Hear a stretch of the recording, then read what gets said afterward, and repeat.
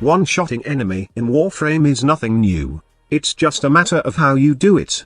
And with the recent Old Blood update, a couple of features have been added, which gives us other options to one-shot some of the most bullet sponge enemies in the game. For those who don't know, the Old Blood update brought Phase 2 of the melee rework. And for those who are calling the melee rework a nerf, then this video will prove you wrong.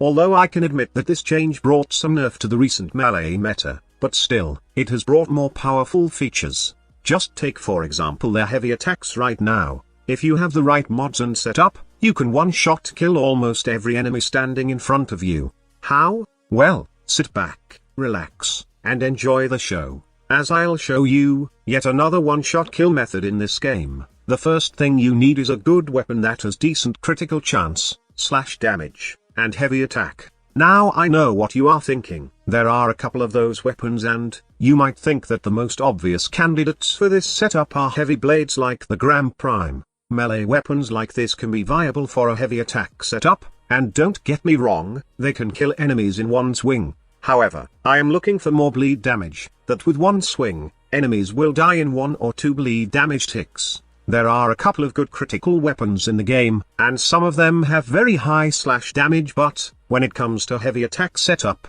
you can't compare the raw power of scythe-type melee weapons. We take for example Reaper Prime. This Prime Scythe can deal massive bleed procs to enemies with a heavy attack setup, that it will only take one shot to kill even these heavily armored 135 level enemies. When it comes to modding, the only things you need for a heavy attack setup are a lot of melee damage, critical chance, and critical damage. Amalgam Organ Shatter is a must-have for a heavy attack build, since it hastens the wind-up speed of heavy attacks. And also, Corrupt Charge is a decent mod for this heavy attack setup, since you won't be building any combo multiplier during heavy attacks. You will rely on this mod to further boost your damage, a flat 200% damage multiplier to be exact, since this mod will allow you to gain 2 times combo multiplier every time. Now you might ask, how do you proc Bleed Squad Leader, when you don't have any status mods on your melee build? That's where Hildrin will be useful. Not exactly Hildrin, but the mod that we will be putting on her. To help us proc those bleeds, we equip the aura mod called Empowered Blades, which grants us 60% status chance and status damage on heavy attacks. This will allow us to constantly proc bleed while using the Reaper Prime. Now, why choose Hildrin? Well, her ability to strip enemy armors is just a bonus, but the main reason I use her for this synergy is because she has a very high shield value, plus she can restore it whenever she wants, by simply casting her pillage ability. That's what's make Hildrin good for this heavy blade setup. She allows us to have the full benefit of the Empowered Blades aura mod.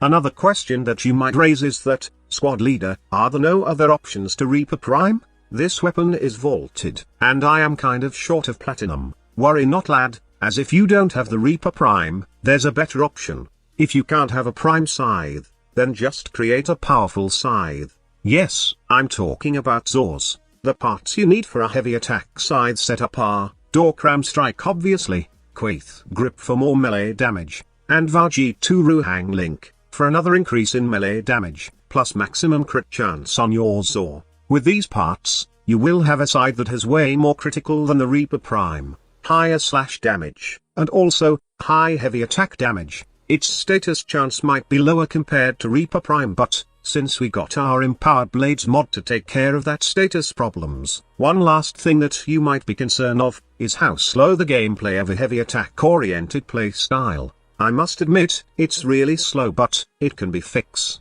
Do remember that we have Operator Arcanes that can group enemies, allowing us to one-shot a crowd of enemies in one strike. Also, we can add some attack speed on our setup, to make the animation faster.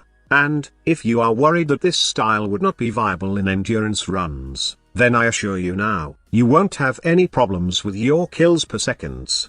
I guarantee that an enemy will die, no matter how high its level is, in just one swing of your death scythe. So that's it. I hope that you find this new synergy informative. Now go try it out and have fun one-shotting enemies. But before you do that, please do give this video a like, and subscribe to our channel if you haven't yet. Thank you so much for watching. Squad Leader signing off.